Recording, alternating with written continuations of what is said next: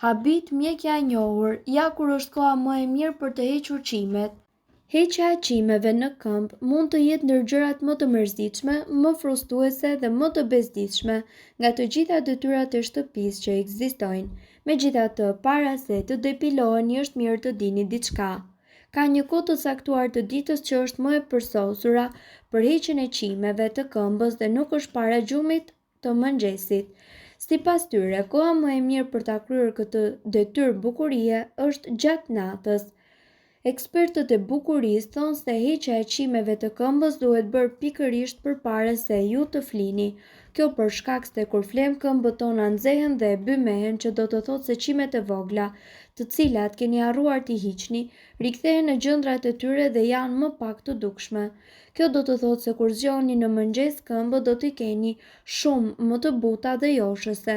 Por, nëse përfundoni duke hequr qimet në mëngjes, atëherë kur dilni jashtë i ftohti do të shkaktojë pore dhe lëkura do të ngushtohet, gjë që do të thotë se qimet e harruara do të jenë shumë më të dukshme.